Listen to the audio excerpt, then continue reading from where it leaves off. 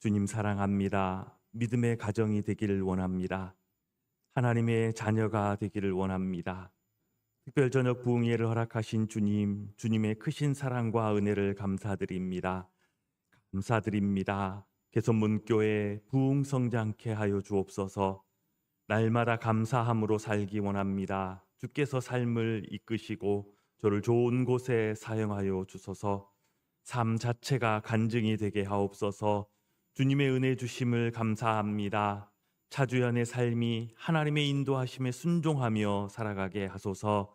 지나온 모든 시간들을 하나님의 은혜로 살았습니다. 앞으로의 삶도 축복하여 주옵소서. 진짜 문제는 먹고 사는 문제가 아니라 예배가 문제임을 알게 하옵소서. 예배가 회복되고 기도의 불씨가 되게 하여 주옵소서. 세상의 즐거움을 따르지 않게 하시고 말씀 따라 살아가는 인생 되게 성령님 함께하여 주옵소서. 아들들의 앞으로의 걸음을 주의 뜻에 합당하게 인도하여 주옵소서. 하나님 감사합니다. 이번 부흥성회로 무디었던 마음을 깨닫게 해주시니 감사드립니다. 더욱 믿음으로 기도와 예배자 되게 해주시고 교회도 큰 은혜 주실 것을 믿고 감사합니다. 하나님 기도하는 제목도 응답해 주시리라 믿고 감사합니다. 연로하신 양쪽 집안 부모님들을 위해 기도합니다. 어지러워 혼자 걷기 힘든 것을 홀로 걷게 하옵시고 극심한 허리 통증으로 긴장되는 하루하루를 평탄케 하시고 쉽게 지치고 피곤해지는 것 쾌유케 하여 주시옵소서. 육체의 고통으로 노년의 삶이 피폐해지지 않게 하시고 지는 노을이 아름다운 대지를 물들이듯 하나님 은혜 주시는 평강이 삶에 넘치게 채워지게 하여 주시옵소서. 하나님은 언제나 오르시며 선하신 분이심을 평생 고백하는 믿음 주시옵소서. 하나님 사랑합니다. 하나님 이 모든 예물을 기쁨으로 받으시고 그 모든 심령 위에 주님의 말씀과 은혜로 도하여 주시며 기도하는 모든 것들 또한 연합되는 은혜 허락하여 주시옵소서. 이 저녁 이 마지막 성회에도 주님을 기대하며 나온 심령들 주님 그 말씀을 들려주시고 깨닫게 하시고 그 말씀 위에 더욱 든든히 서는 이 마지막 성회 되도록 은혜 더하여 주시옵소서. 예수님의 이름으로 기도합니다. 아멘. 할렐루야. 예. 금방 마지막 닷새째를 맞게 되었습니다. 이 닷새 부흥회를 이렇게 해오면서 저에게 이 부흥회를 참 하나님이 예배해 주셨다라는 그런 감동이 있습니다. 강사 목사님이 하루하루 전하시는 메시지를 같이 들으면서도 또 그 말씀을 듣고 은혜 받는 성도님들을 보면서도 그런 생각이 들었고 분명히 이번 부흥회를 통해 선포되는 말씀들을 붙잡고 축복을 받을 사람들이 있다. 이런 확신도 듭니다.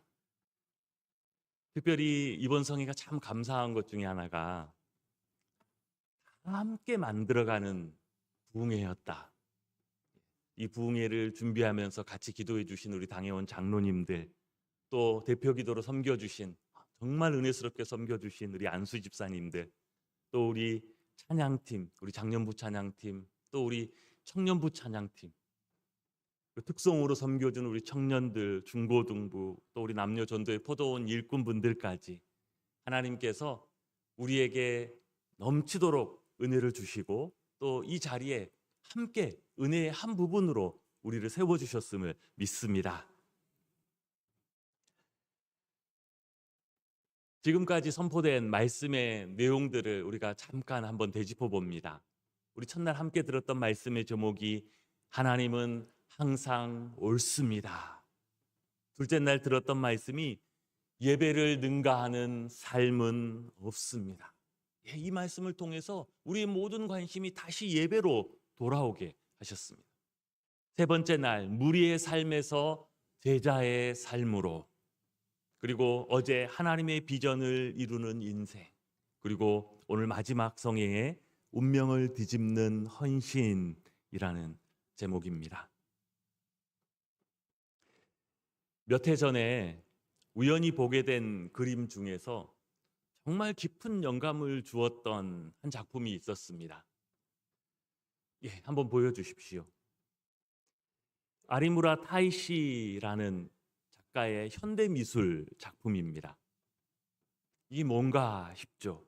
제목은 도시와 시골, 토카이 앤 이나카라는 일본어 제목인데요.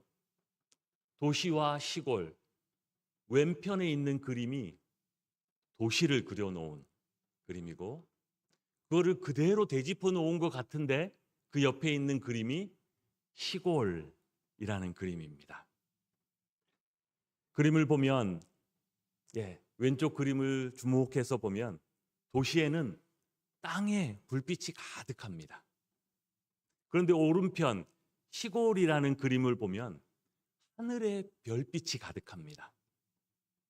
순간 이 그림을 보면서 제가 신앙 안에서 깨닫기론, 이 왼편이 세상의 삶이요, 이 오른편이 그리스도인의 삶이다라고 깨닫게 되었습니다. 땅의 것만 보이면 하늘의 것이 보이지 않습니다. 땅의 것만 보면 땅의 것만 가득해요. 그러다가 하늘의 것, 하늘의 영광을 보기 시작하고 하늘의 영광을 보는 눈이 열리면 그때에는 땅의 것이 눈에 들어오지 않습니다. 하늘의 것이 그 눈에, 그 마음을 가득 채우게 됩니다. 우리가 그리스도인으로 산다고 하면서도 온통 땅의 것만 보고 살아갈 때가 있습니다. 땅의 것들이 너무 많아서 도무지 하늘의 것이 보이지 않고, 도무지 하나님으로부터의 음성이, 그분의 말씀이 내 귀에, 내 영혼에 들리지 않습니다. 그러다가 어느 순간 하나님이 은혜 주시는 때가 있습니다.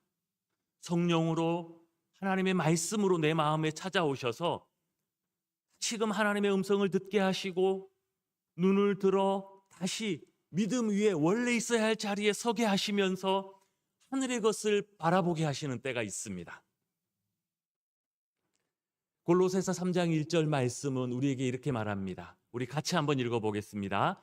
시작. 그러므로 너희가 그리스도와 함께 다시 살리심을 받았으면 위의 것을 찾으라. 거기는 그리스도께서 하나님 우편에 앉아 계시느니라. 위의 것을 찾으라. 눈을 들어 하늘을 보라. 땅의 것이 아니라 위의 것을 찾으라 하면 꼭 우리에게 이런 질문이 들 수도 있습니다. 아니 목사님, 살다 보면 현실적으로 땅의 일들이 얼마나 중요하고 또 땅의 일들이 얼마나 많고 또 바쁜데 어떻게 하늘만 바라보면서 살 수 있습니까? 네, 아주 틀린 말은 아닙니다. 우리가 이 땅의 일들을 무시하고는 살아갈 수 없습니다. 그러나 하나님의 말씀은 위의 것을 볼 수 있어야 진짜 이 땅의 삶을 제대로 살아갈 수 있다는 것입니다. 위의 것을 볼 수 있어야 이 땅의 고난과 역경을 이겨나갈 수 있습니다. 어떤 상황 속에서도 하나님은 항상 옳습니다라고 고백할 수 있습니다. 위의 것을 볼 수 있어야 이 땅에서 참된 예배자로 살아갈 수 있습니다. 그래야 이 땅 위에 내 삶이 죄와 세상의 유혹을 따라가며 흔들리는 삶이 아니라 영원하신 하나님의 계획과 뜻을 따라가는 이 땅 위에서 살리는 사람으로 살리는 삶을 살아갈 수 있습니다. 위의 것을 볼 수 있어야 이 땅의 모든 상황 속에서, 이 땅의 모든 사람들 앞에서 진정 감사하는 삶, 찬송하는 삶, 사랑하고 섬기는 삶을 비로소 살 수 있는 믿음의 주전 선수들이 될 수 있습니다. 먼저 하늘의 것을 보아야 이 땅에서 하나님의 뜻대로 제대로 살아갈 수 있는 줄 믿습니다. 이 부흥회가 저와 우리 모든 성도님들에게 땅의 눈을 들어 위의 것을 바라보게 하는 그런 은혜가 있기를 축복합니다. 모든 시선을 주님께 드리고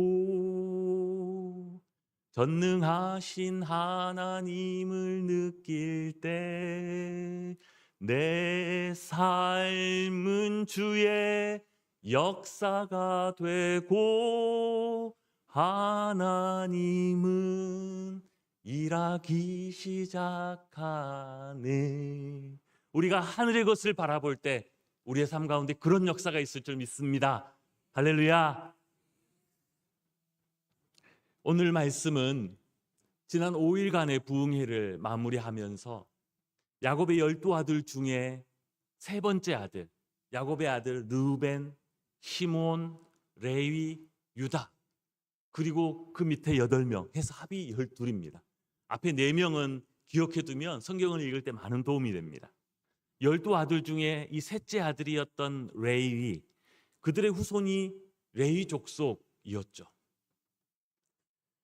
이스라엘의 12지파 중에서 레위 지파는 참 영적으로 복된 지파였습니다. 레위 지파 중에서 아론의 후손은 대제사장과 제사장 가문이 되었고, 그 외 모든 레위 지파 사람들은 제사장을 도와서 성전에서 하나님을 섬기며 봉사하는 일을 했습니다. 이 일이, 성전에서 하나님을 섬기는 일이 너무 복되고 또 영적인 일이라 레위 지파에게는 생업을 주지 않았습니다. 즉 가나안 땅을 지파별로 나누어 줄 때 레위 지파에게는 농사짓고 살아갈 땅을 주지 않았습니다. 그럼 어떻게 먹고 살아야 하느냐? 대신 하나님의 백성들이 성전에 드리는 10의 1조와 제사의 남은 재물을 그들의 소득으로 나누어 먹고 살게 하셨습니다. 그런데 레위 지파의 출애굽 당시에 남자들의 전체 숫자가 22,000명이었습니다.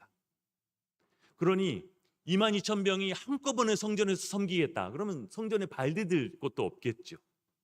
그러니 어떻게 했느냐? 이 레위인 전체를 24반열 또는 24반차, 제일 쉽게 얘기하면 24개 조로 나누었어요. 24개 조로 나누어서 1년에 2주씩 성전에서 돌아가면서 섬기게 했습니다.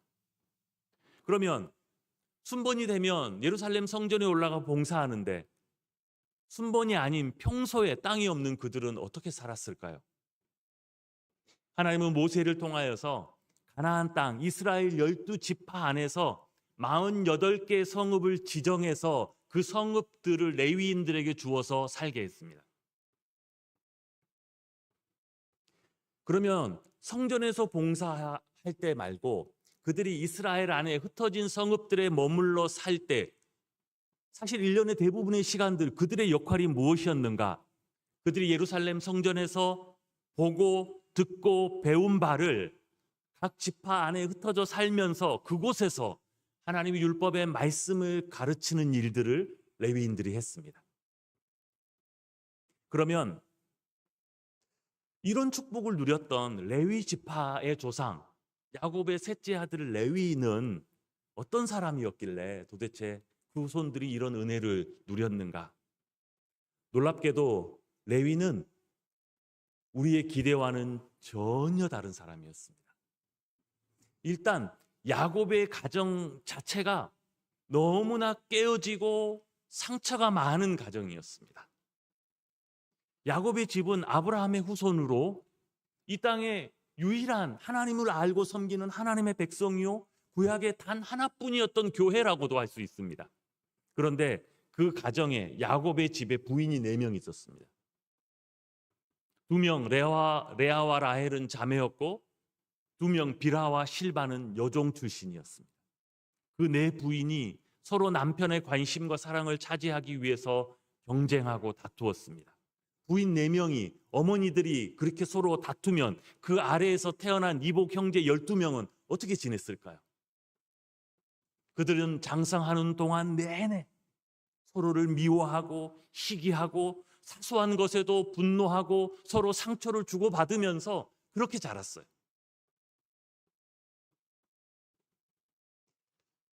그러다가 창세기 34장에 시므온과 레위 이 2 형제가 등장하는데, 이 2 형제의 성격이 어떠했는지, 그리고 이 2 형제의 미래를 운명짓던 사건이 무엇이었는지 창세기 34장에 나옵니다.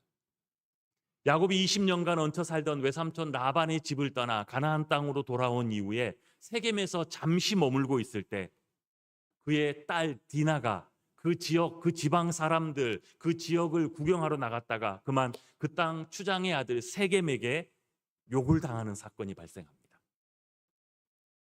이 사건 이후에 세겜은 디나를 자기의 아내로 달라고 무슨 조건이든 다 응하겠다라고 했는데 그 이야기를 전해 들었던 이 디나의 오빠, 특별히 엄마가 같은 오빠들, 그 중에서 시므온과 레위가 크게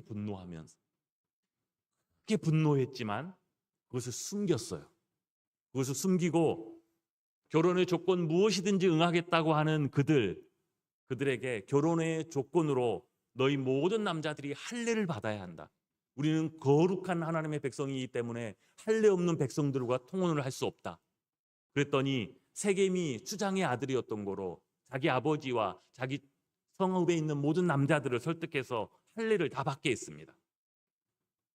그렇게 그들이 속아서 할례를 받고 고통이 제일 심한 거동할 수 없는 3일째가 되었을 때 시므온과 레위 이 두 형제가 종들을 거느리고 들어가서 그 안에 있는 모든 남자들을 다 죽였습니다. 창세기 34장 25절 말씀을 같이 한번 읽어보겠습니다. 시작. 제3일에 아직 그들이 아파할 때에 야곱의 두 아들 디나의 오라버니 시므온과 레위가 각기 칼을 가지고 몰래 그 성읍을 기습하여 그 모든 남자를 죽이고 그렇게 학살을 하고 나서 세상에 그 시체를 또 밟고 다시 들어가서 그 성읍에 있는 것들을 노략질했습니다. 그리고 그들의 어린 자녀들을 붙들어 노예로 잡아오고 그 안에 있는 여자들을 또 노예로 잡아 끌고 왔습니다. 처음에는 동생을 위한 정당한 분노고 정당한 보복이라고 하던 그들이 정작 집단 학살과 집단 강도질을 불신자들 속에서도 전쟁 때가 아니고서는 저지르지 않을 만한 그런 죄들을 지었습니다. 여기서 우리는 어떻게 이럴 수가 있지?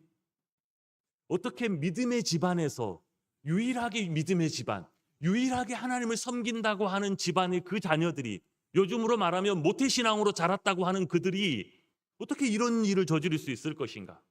그것도 하나님의 언약이 걸린 할례를 그들을 속이는 데 이용했습니다. 그들을 죽이는 데 이용했어요. 그들의 분노를 쏟아내서 죄 짓는 데 사용했습니다. 심지어 그들을 책망하는 그들의 아버지 야곱을 향하여 뭐라고 했느냐? 창세기 34장 31절에 보면 이렇게 나와 있습니다. 그들이 이르되 그가 우리 누이를 창녀같이 대우함이 옳으니까. 시므온과 레위가 아버지 야곱에게 했던 말입니다. 이 말은 그들 안에 그동안 쌓여왔던 아버지 야곱에 대한 불신과 반항이 터져나온 말이에요. 아버지, 이 엉망인 집안에서 도대체 한 일이 뭡니까? 집안을 이 꼴로 만들어 놓고 우리가 자라오는 내내 우리 집안이 어땠는데 지금까지 또 이 상황에서 아버지가 뭐 한 거 있다고 지금 우리한테 그렇게 말씀할 수가 있습니까? 그러면 여동생이 어떻게 되든 다 상관없단 말입니까? 아버지처럼 두 손 놓고 있어야 된다는 거예요? 지금도 상상할 수 없지만 그 당시 고대 가부장적인 사회에서는 도저히 할 수 없는 말들을 한 것입니다. 율법은 사람을 살해했을 경우에 고의로 죽였느냐, 우발적으로 죽였느냐를 분명하게 구별합니다. 우발적으로 발생한 사건, 예를 들어서 나무꾼이 도끼질을 하다가 도끼가 자루에서 빠져 지나가는 사람이 죽었다. 살인자죠. 그러나 이런 우발적인 경우에는 도피성으로 도망가면 정당한 판결이 있기까지 생명을 보존할 수 있습니다. 그러나 계획적인 살인, 고의적인 살인은 도피성으로 피해 들어가도 끄집어내서 죽일 수 있습니다. 절대로 용서하지 않습니다. 물론 야곱의 시대에는 이런 성문화된 율법은 아직 없었습니다. 그러나 이미 하나님을 3대째 섬겨오는 이 야곱의 집안은 이미 그런 율법의 정신을 알고 있었습니다. 이미 그들은 하나님이 어떤 분이시고 그 하나님이 요구하시는 정의와 공의가 무엇인지를 알고 있었어요.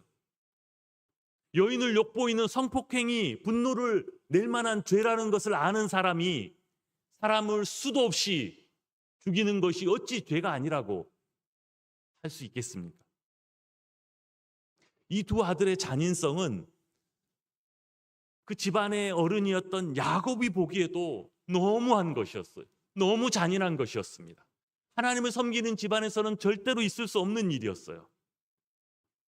당시 온 세상에서 유일한 믿음의 가정, 가장 정의롭고 가장 분별력 있어야 할 야곱의 집안이 이렇게 잔인한 복수국, 집단 살인과 도적질로 얼룩지게 되었습니다. 이 범죄가 있은 후 수십 년이 지나고 나서 이제 야곱이 죽을 때가 되어서 12아들을 불러서 그들의 행실, 그들의 기질을 바탕으로 그들의 미래를 예언하고 그들 각자에게 합당한 축복을 해주면서 기도해 주는 때가 있었습니다. 그 내용이 창세기 49장의 내용입니다. 12아들을 향한 축복.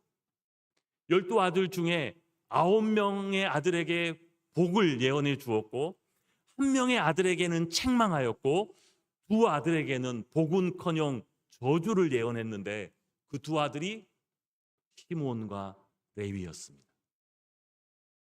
창세기 49장 5절부터 7절에 보면 그때 시므온과 레위에게 야곱이 무슨 예언을 해 주었는지가 기록되어 있습니다.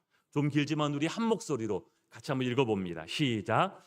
시므온과 레위는 형제요 그들의 칼은 잔해하는 기계로다. 내 호나 그들의 모의에 상관하지 말지어다. 내 영광아 그들의 집회에 참여하지 말지니어다. 그들이 그 분대로 사람을 죽이고 그 혈기대로 소의 발목 힘줄을 끊었음이로다. 그 노염이 혹독하니 저주를 받을 것이요 그 분기가 맹렬하니 저주를 받을 것이라.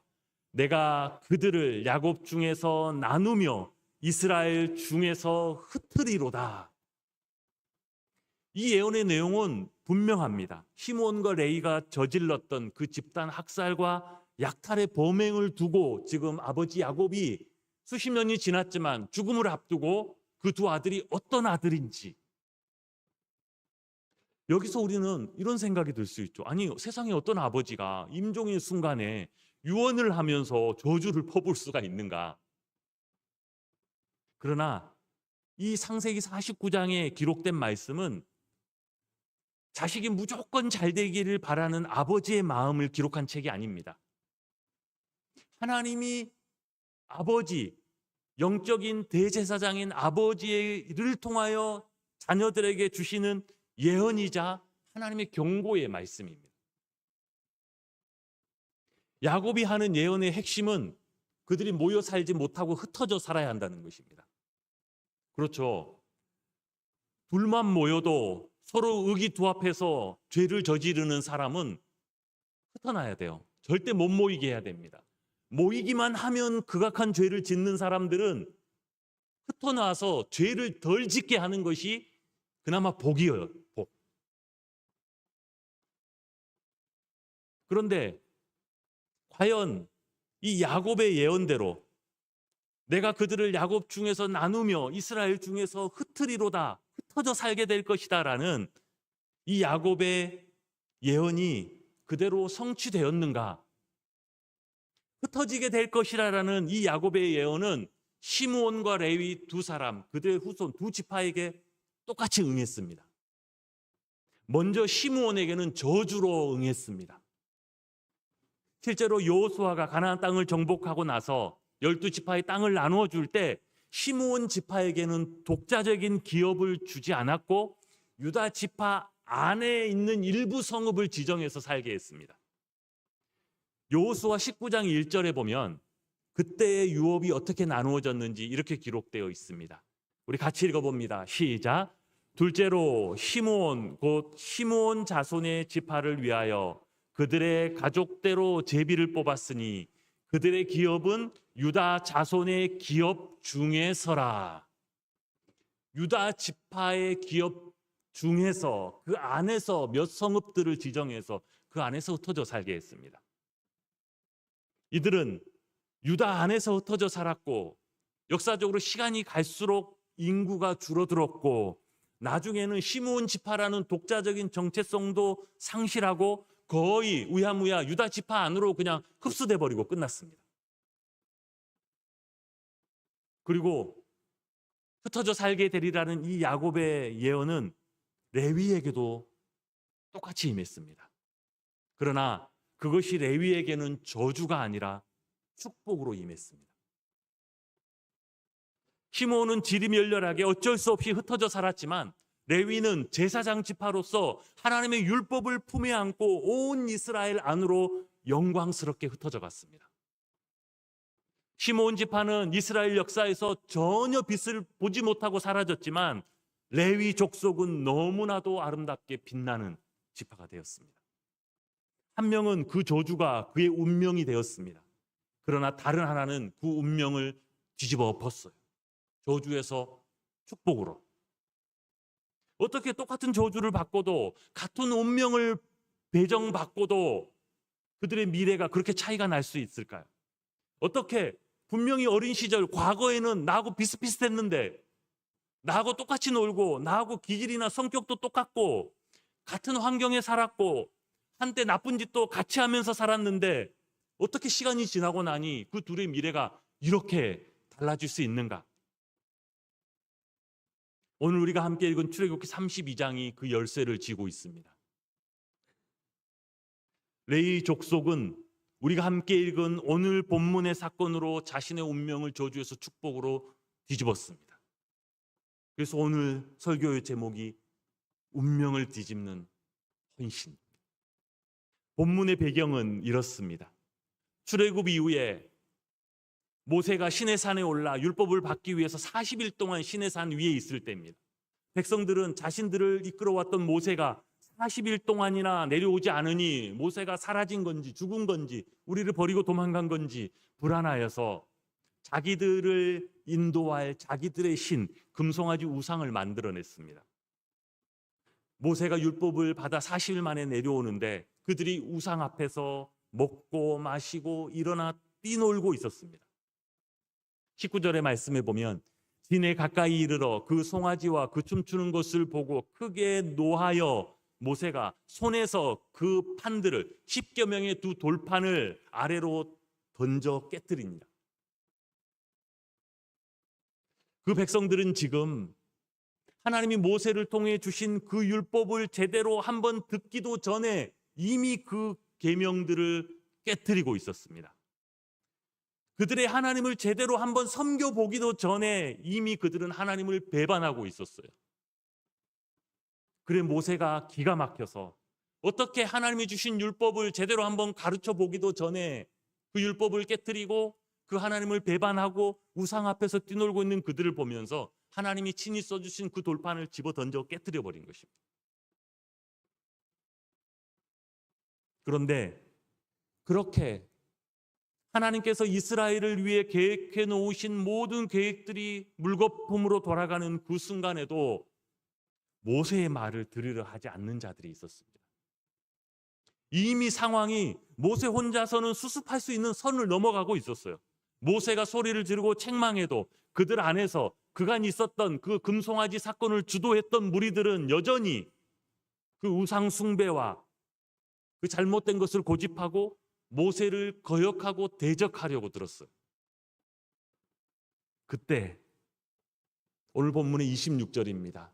이에 모세가 진문에 서서 이르되 누구든지 여호와의 편에 있는 자는 내게로 나오라 하매 레위 자손이 다 모여 그에게로 가는지라. 이때 이스라엘 전체 역사에서 가장 중요한 그 역사적인 시점에 그때 이 레위인들이 모세의 편, 하나님의 편에 섰습니다. 그때 모세가 그들에게 명한 것이 27절이죠. 모세가 그들에게 이르되 이스라엘의 하나님 여호와께서 이같이 말씀하시기를 너희는 각각 허리에 칼을 차고 진 이문에서 저 문까지 왕래하며 각 사람이 그 형제를 각 사람이 그 친구를, 각 사람이 그 이웃을 도륙하라 하셨느니라. 그날 레위 지파는 끝까지 모세를 거역하고 하나님을 거역하는 그 우상 숭배자들, 끝까지 돌이키지 않은 그 숭배자들 3천 명을 그들의 손에 붙든 칼로 죽였어요.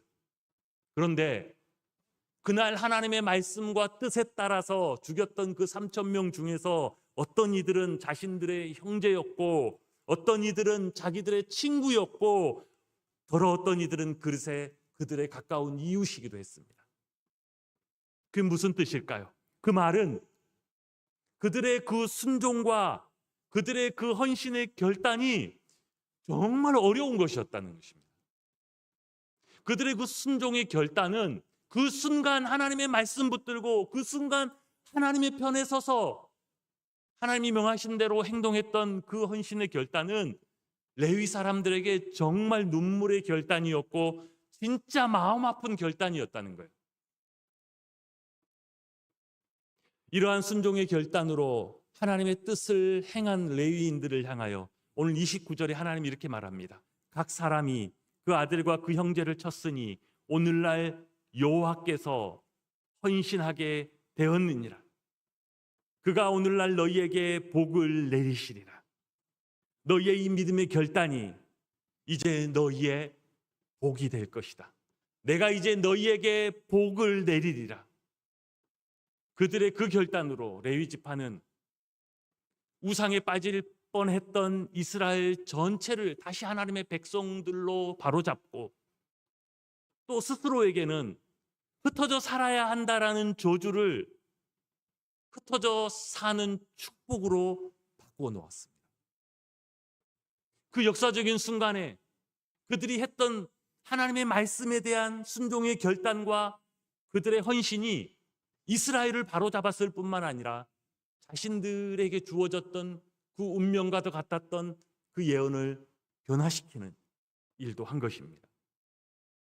야곱의 예언대로 레위 지파는 흩어졌습니다.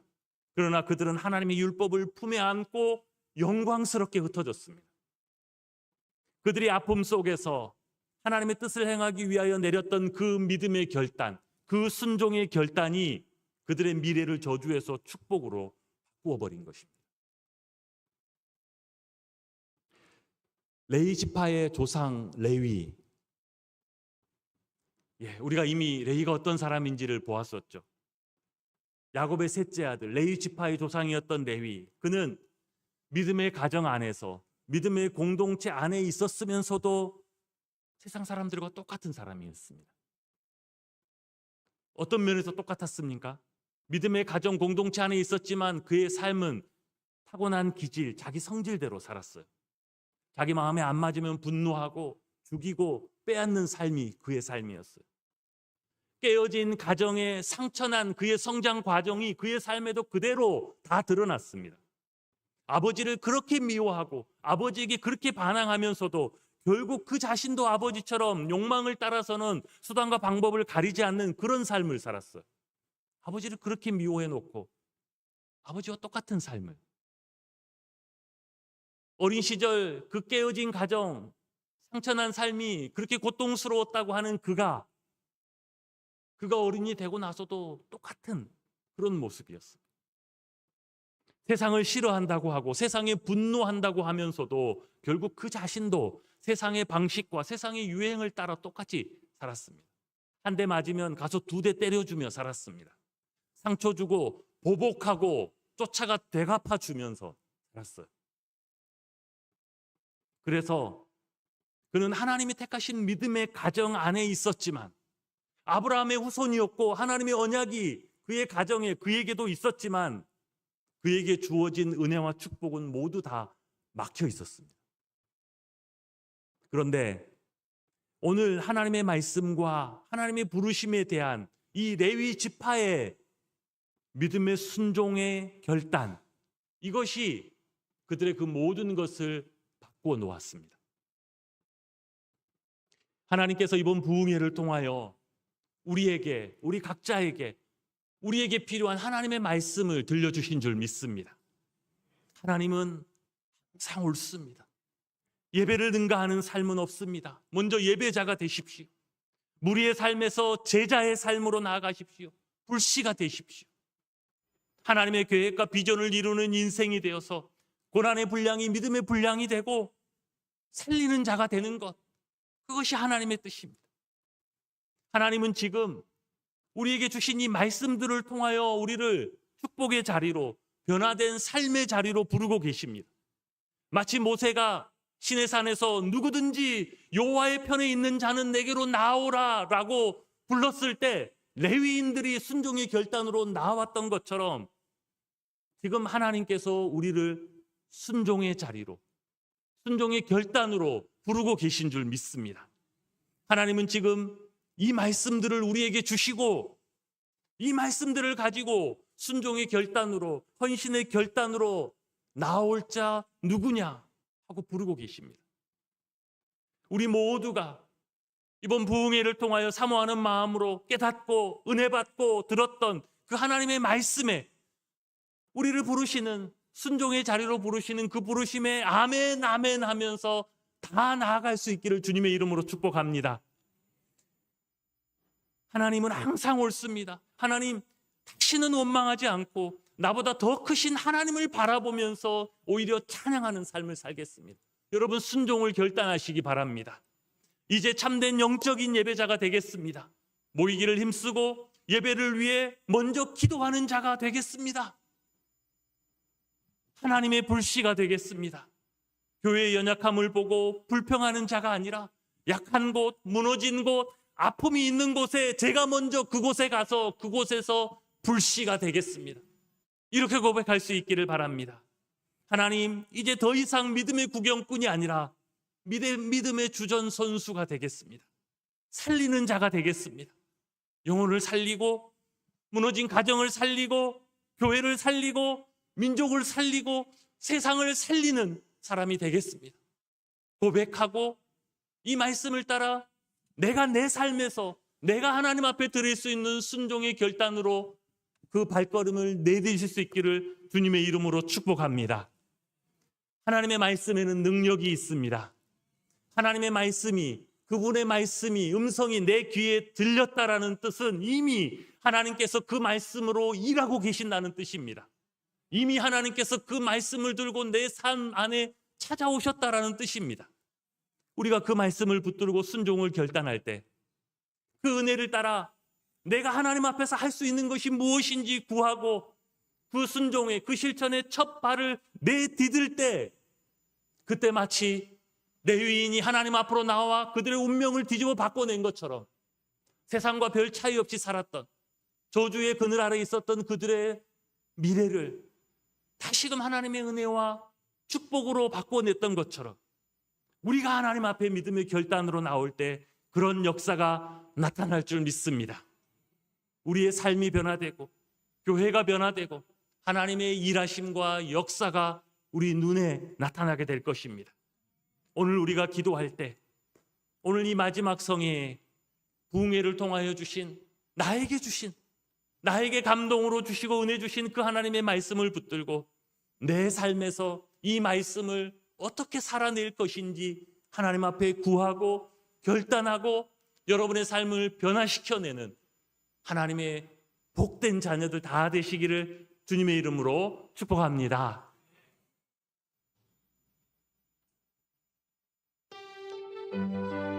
우리 함께 찬양하겠습니다.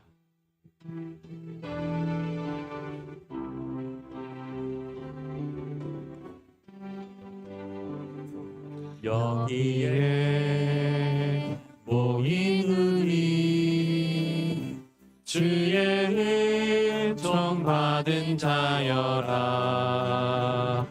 언제나 이 자리에 함께 계심을 아노라. 언제나 주님만을 찬양하며 따라가리니 시험을 당할 때도 함께 계심을 믿음을 믿노라. 이 믿음도 글쎄라. 주가 지켜주신 바 어두운 밤에도 주의 밝음 인도하여 주신다. 주님의 뜻하신 바 헤아리기 어렵더라도 언제나 주 뜻 안에 언제나 주 뜻 안에 내가 있음을 아노라. 아멘. 사랑과 말씀들이 나를 더욱 새롭게 하니 때로는 넘어져도 죄의 의를 믿노라. 이 믿음 너는 글쎄라. 그가 지켜주신다. 어두운 밤에도 주의 밝은 빛 인도하여 주신다. 여기에 모인 우리 사랑 많은 주의 자녀라. 주께서 뜻하신 일 우리 통해 펼치신다. 고통과 슬픔 중에 하오니 주님을 지하오니 어려움 이겨내고 주님 더욱 잘 이 믿음 더욱 이 믿음 더욱 크세라.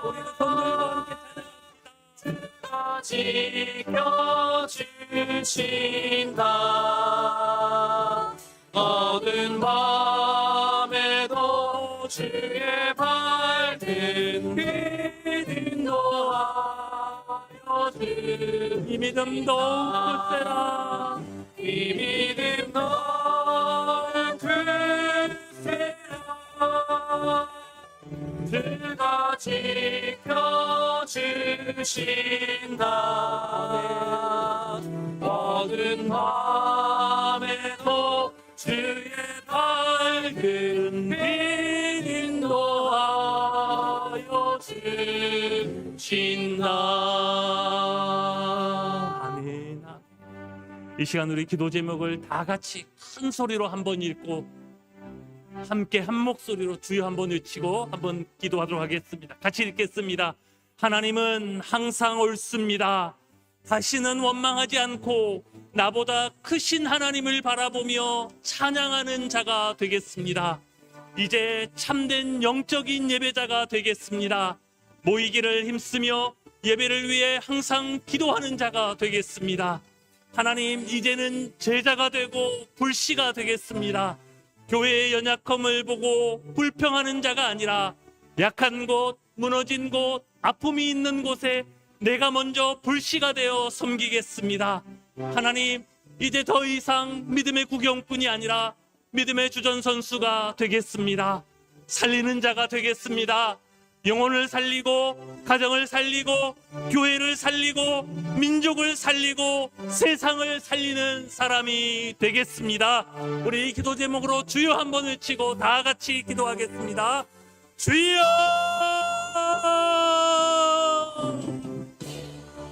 하나님 아버지 주님, 우리에게 문교회를 사랑하여 주시고 하나님의 말씀으로 이 부흥의 닷새 동안 부어주시고 우리의 심령에 말씀하여 주시고 깨닫게 하여 주시고 하나님 위로하여 주시며 다시 일으켜 세워주신 은혜를 감사합니다.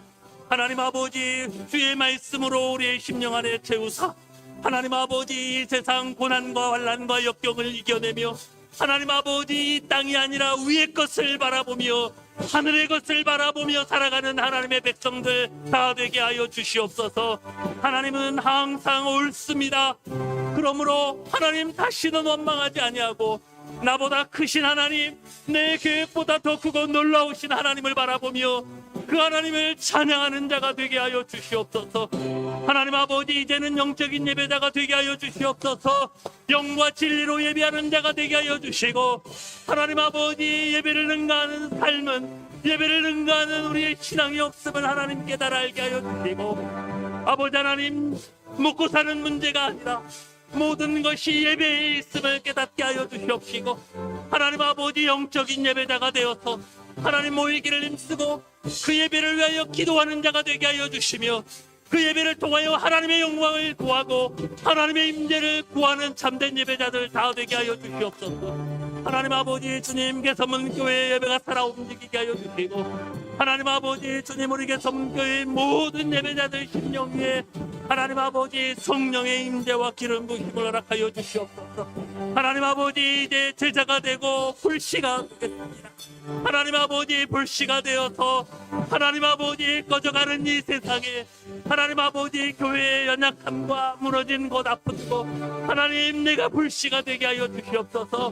믿음의 불씨가 되게 하여 주시고 하나님 아버지, 기도의 불씨가 되게 하여 주시고 하나님 아버지, 섬김의 불씨가 되게 하여 주시옵소서.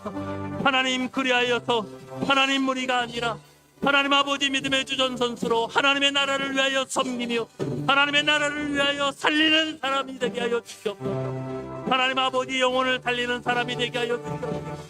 가정을 살리는 사람이 되게 하여 주시옵소서. 교회를 살리고 민족을 살리고 세상을 살리는 사람들 되게 하여 주시옵소서. 하나님 아버지, 요셉을 통하여 하나님 아버지, 그의 인생에 하나님의 계획과 꿈과 비전을 통하여서 하나님 아브라함의 가정과 믿음의 백성과 하나님의 교회를 살리고 온 세상을 살리셨던 것처럼 하나님 아버지, 하나님의 백성들을 부르시고 하나님 아버지, 그 고난의 분량이 믿음의 분량이 되게 하여 주셔서 하나님을 바라보며 하나님 우리를 향하신 그 뜻을 행하는 우리의 모든 인생들 될 수 있도록 하나님 아버지 축복하여 주시옵소서. 하나님 아버지, 우리에게 소망교회를 축복하여 주시고 하나님의 말씀에 힘이 있고 능력이 있는 줄 믿습니다.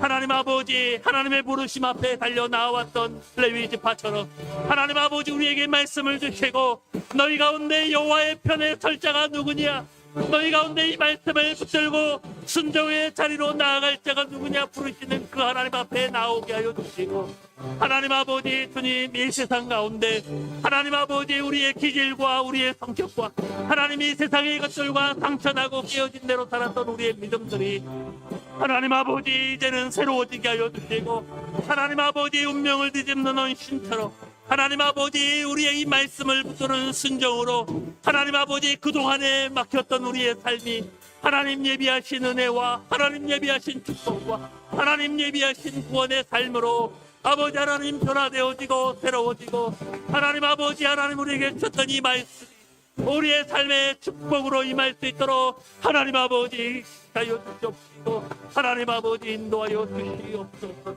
아버지 하나님, 주님